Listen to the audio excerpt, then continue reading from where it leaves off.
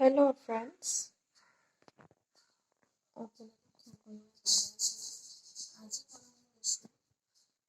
Recipe লৈ আহিছোঁ আজি বৰালি মাছ আৰু চুকা টেঙা।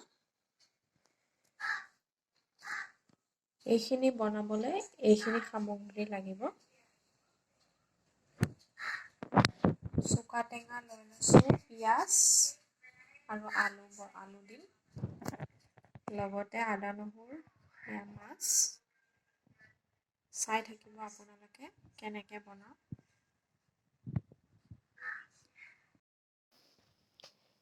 এতিয়া মাছখিনি ফ্ৰাই কৰিবলৈ লৈছোঁ।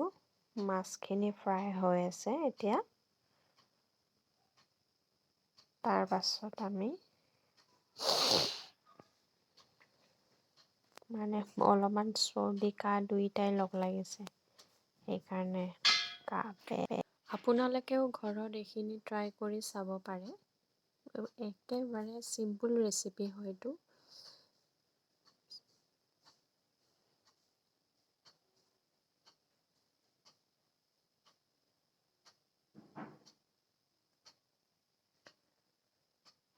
এতিয়া মাছখিনি ফ্ৰাই কৰা হৈ গ'ল। এতিয়া আমি সৰিয়হ 2টামান আৰু শুকান জলকীয়া ফুটাই লৈছোঁ।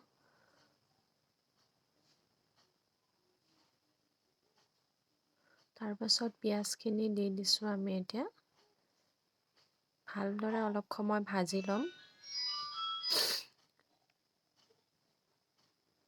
ভাজি ৰঙচুৱা হোৱালৈকে অলপমান সময় ভাজি ল'ম।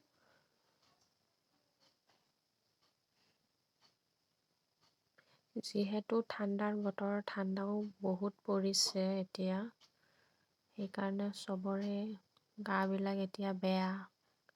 সেইকাৰণে সকলোৱে ভালকৈ থাকিব। হঠাৎ যিহেতু ঠাণ্ডা পৰিছে এতিয়া। এতিয়া আমি আদা নহৰু অকণমান দি লৈছোঁ। আদা নহৰুখিনি ভালকৈ ভাজি হোৱাৰ পিছত এতিয়া টেঙা পাতখিনি দি দিম, চুঙা টেঙাখিনি। তাৰপিছত অলপমান সময় এইখিনিও ভাজি ল'ম।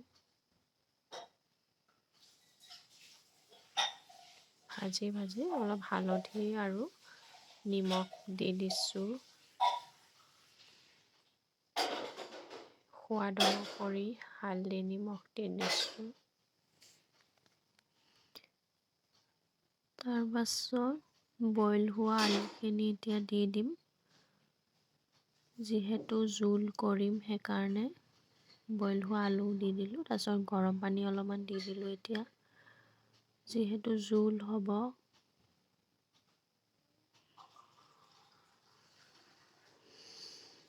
মাছৰ তৰকাৰী এনেকুৱা খাই ভাল লাগে জোল হ'লে। এতিয়া মাছখিনি দি দিছোঁ।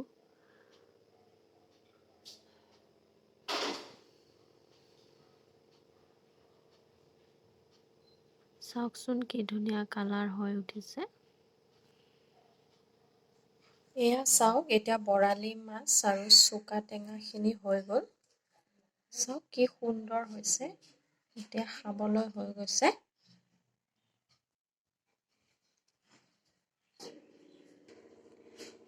যদি এই ৰেচিপিটো আপোনালোকৰ ভাল লাগিছে, তেনেহ'লে আপোনালোকে ট্ৰাই কৰি চাব পাৰে আৰু খাই চাব পাৰে কেনেকুৱানো লাগে। এতিয়া ঠাণ্ডাৰ দিনতো এইবিলাকে এতিয়া খাই দিয়কচোন। টেঙা বৰালি মাছৰ জুতি আপোনালোকেও লৈ চাব কেনেকুৱানো লাগে। আজিলৈ আহোঁ আৰু এটা নতুন ৰেচিপি লৈ আপোনালোকৰ ওচৰলৈ আহিম। ধন্যবাদ।